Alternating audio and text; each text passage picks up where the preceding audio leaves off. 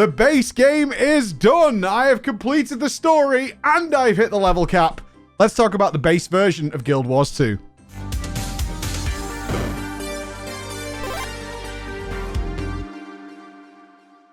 Yes, what a journey it has been, and what a quick journey. I was totally surprised by this, but their idea of having the level cap and then that's it, everything else is horizontal, I didn't know about.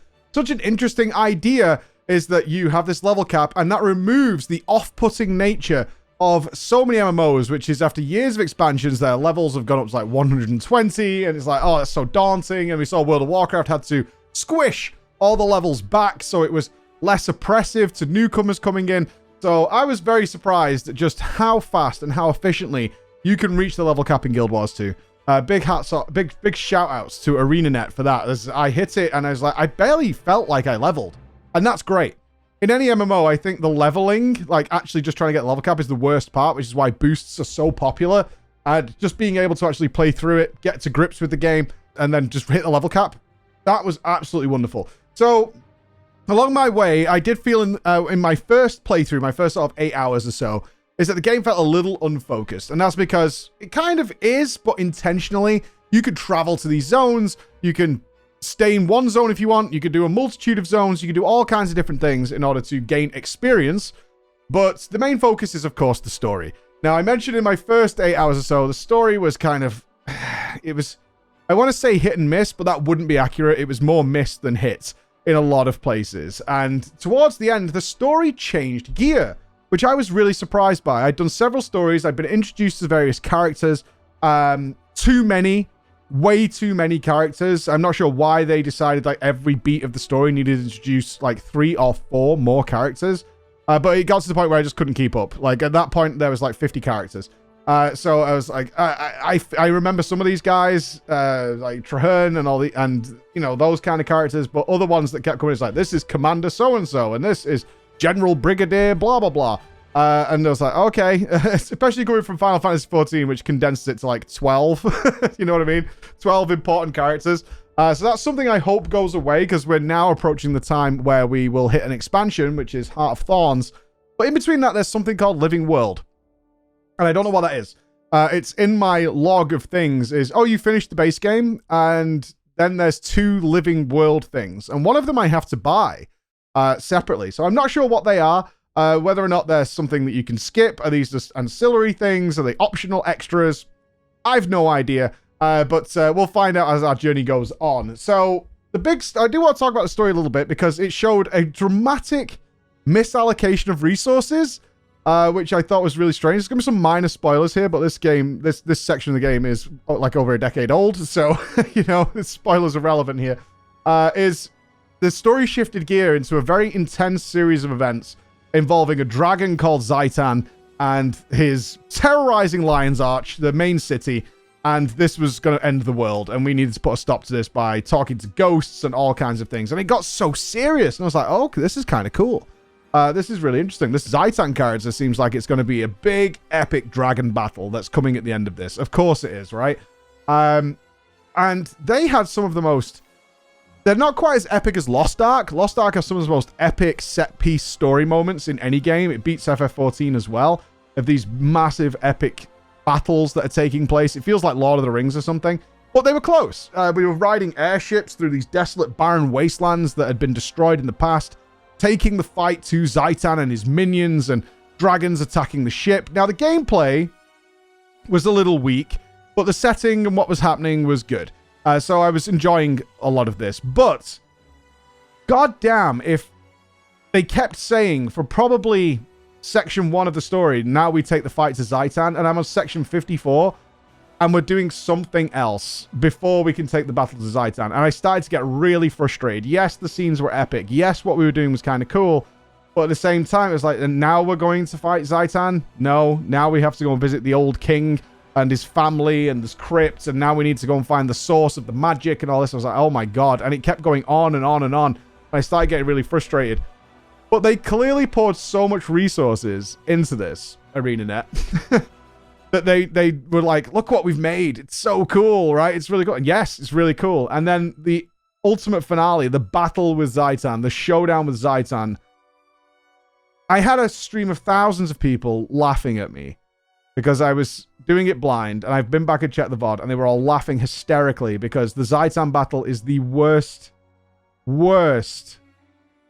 NPC battle that I've seen in years, and it was unbelievable. And then we do a bit of history research, and this thing is notorious as one of the biggest disappointments in Guild Wars 2. And I'm glad I got to experience it without knowing anything about it, so my response was genuine to this experience. It's just so obscenely bad. I've just stood around throwing barrels.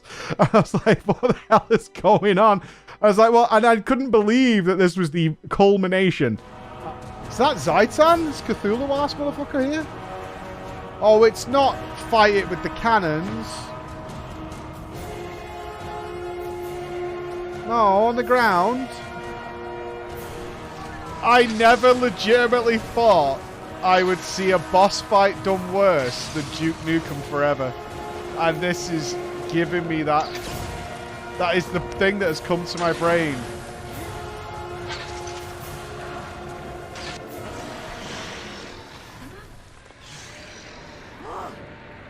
I'm in shock.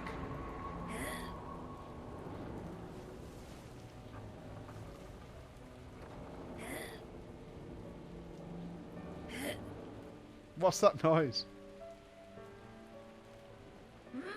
Hello and welcome to the Pat Boss Guide. Some of the worst boss fights I've ever seen in video games were in Duke Nukem Forever. And for those of you who've not played that monstrosity, don't. But in that game, you can only actually damage bosses with one particular weapon.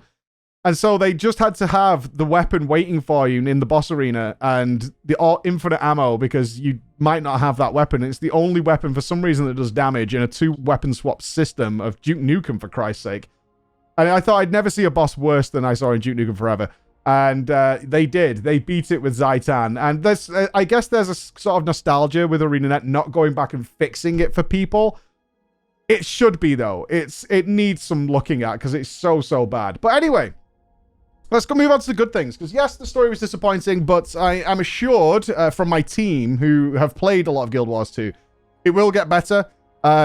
This was a decade ago, and this is what they made. And yes, they ran out of resources and things like that, and it went a bit wrong at the end. But it will pick up from there. And I hope so, because the voice acting is horrible. But you're a wild card it can't predict. You know my weak point. Completely unnecessary flattery. Thank you, Ben. I knew we could count on you. This is not against the person, but whoever voice acted my character didn't do a good job. I'm really hoping that gets changed really soon. But as we hit the level cap, a few things happened which I was surprised by. As I talked at the beginning of the video about this horizontal expansion. There's a level cap, and then there's horizontal expansions. Instead of raising the level cap, giving you, like you would expect in a normal MMO, level cap goes up, you get a bunch of new stuff, which is what we expect. They capped the levels at 80, and then it's all sideways concept from there. And I was really curious how that would play out.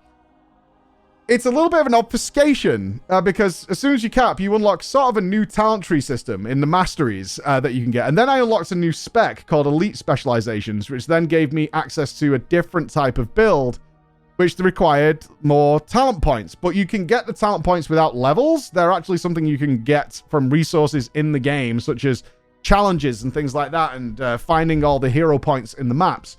And I was like, oh, so it's kind of horizontal, but not really. They're just not raising the level cap, but it's going sideways. But at the same time, I'm fine with that, because you do need to incentivize people to play your expansions. You can't just put new zones in. You need something that's going to grow player power, grow, modify, and evolve your characters, and do all that kind of stuff. So I'm fine with it for now. I'm wondering how much of it there is, because there's definitely a certain finality to hitting a level cap. There is in most games. Like, oh, I've hit the level cap now. And I felt that when I hit the level cap, and then realized, oh, actually, there's kind of a bunch more. So how much leveling am I doing, even though my level cap's not going up? Other bars are filling up instead. So that's something I'm keeping my eye on. I will admit, it felt a little daunting. I was like, oh, I thought we were kind of done with this part of the game. And maybe not. But we'll see how that goes, because the Elite Specializations seem to offer basically new classes, is essentially what they look like. So I've chosen Vindicator, because it has a great sword. I love big two-handed weapons in most games I play. So very excited to see where that goes. So far, so good, but we'll see what plays out with that in our furthering of this journey. Let's talk about gearing, because this was amazing. This is easily one of the most satisfying things I found in the game. I was wondering about gear, and I was trying some multiplayer content, because I mentioned in my previous video, I hadn't really seen much in the way of multiplayer content in the game, and it kind of felt like a really nice solo casual experience. I have now. We're going to put that in a separate video, because I've done fractals, dungeons, and I've done strike. And I want to talk about them in depth, because it's easily the most fun I've had in this game, and it needs its own topic of conversation on that. But the gearing was a big, eye-opening, welcome surprise. So I had a little look online, as I would do. Again, we're approaching Project MMO as what is the game presenting to me, and kind of what would I do as an ordinary player with a bit of basic common sense. And so I decided to just sort of Google basic, and one rule I made for myself is basically click the top option that comes up, or what seems to be the reasonable one. I Googled my build and like what stats are good, and then just followed that. And then when I did, I went to the auction house, because that's what I would do. I would do that in WoW, I would do that in FF14, I would do that in any game, is go and see what reasonable stuff can you pick up that's pretty cheap. Because typically all MMOs now have a really good set of gear, very cheap, and then the slightly better is really expensive. That's kind of a common theme across all MMOs. So I went to the auction house with the gold that I'd collected over leveling up. There's naturally, I hadn't been given any gold, just what I had collected while doing the leveling process.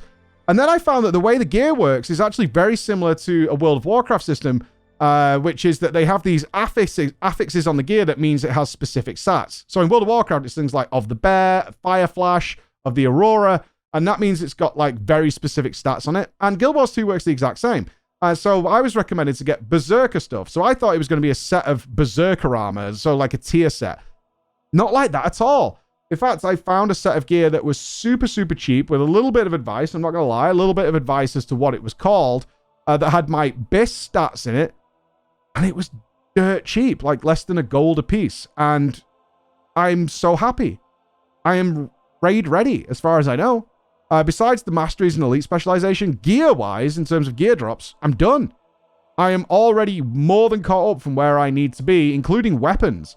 Weapons, back pieces, accessories, things like that. I managed to pick it all up for the 12 gold budget I had, and just with the gold that I had picked up naturally while just playing the game, I had managed to acquire a full set of gear, so I was not going to be hunting down mad drops just to be relevant in the content I want to do. Remember, our goal here is to clear the current raid of the game. And it was done. I'm so happy by this. Your gear is ready for endgame? Really? Just from leveling up? That's a big fucking pat on the back for Guild Wars. That is a big pat on the back. And, let's not forget, we look amazing. There are, of course, better gear out there. Similar to Final Fantasy XIV. You can go to the auction house. You can pick up a really, really good set of gear that's just slightly behind the BIS.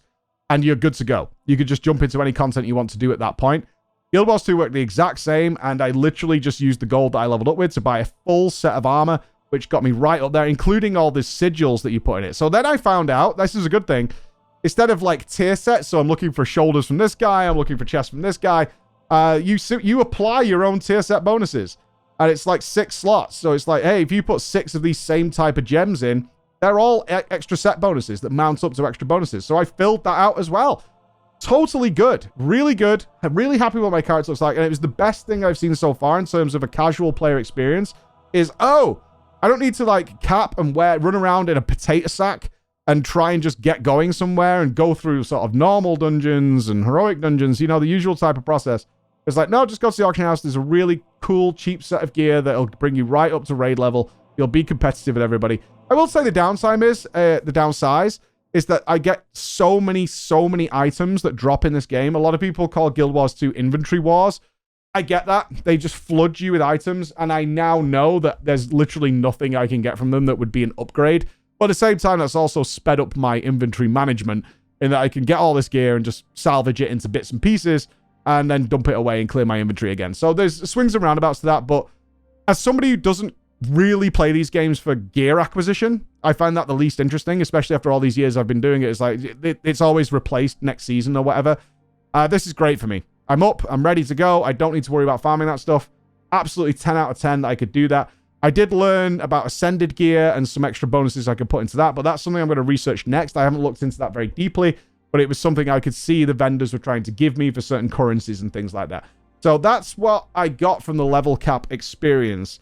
Was a really dissatisfying story ending, an interesting system that unlocked in terms of extra options for my character, a full set of gear that was got, and I think overall, playing the base game, which is where I'm up to now, playing the base game of Guild Wars 2, expectations have been definitely changed. I did not expect it to be such a casual experience. I did not expect the combat to be as good as it is.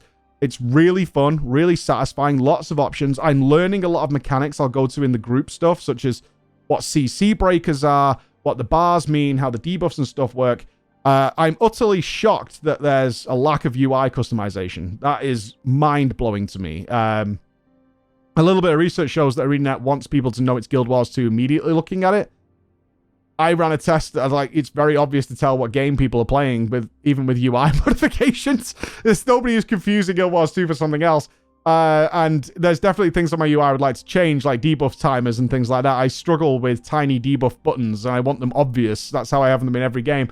And you can't do that, which is really, really odd to me. I just assumed you could, because you can in like every MMO I've ever played.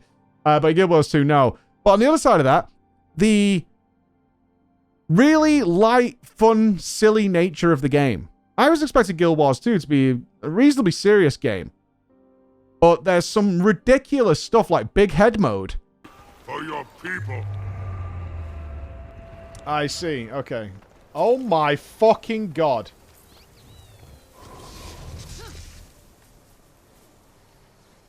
What in the actual fucking Christ? Oh, that's disgusting. That is absolutely gross. I was totally gobsmacked that big head mode exists, and you can click a thing and you have big head mode. The mounts are utterly ridiculous. We had a bit of a mount-off competition, and people were showing me all sorts of crazy things that were going on in it. Beetle racing is absurd, and I know that some point in Guild Wars 2, dragons are going to be a thing, because of course the big meme when Dragonflight was announced was like, you just stolen that from Guild Wars 2. As well as boats. A lot of people going past me on boats. I don't know how I get a boat. I don't know how to get a flying mount yet. I assume with the expansion I'll get a flying mount, is my guess right now along this journey. That is going to happen. But so there's a lot of silliness. I did a dungeon, which we'll talk about in the multiplayer video, where we had the Terminator 2 thumbs up from a robot sinking down into the lava, and I was laughing. I was like, there's like a serious thing going on with hostages, and people have been enslaved and all this kind of stuff, and then suddenly we've got a Terminator 2 thumbs up going along with it, and that has been one of the most surprising things I've encountered along this journey. So that's where we're at. We've done a level cap.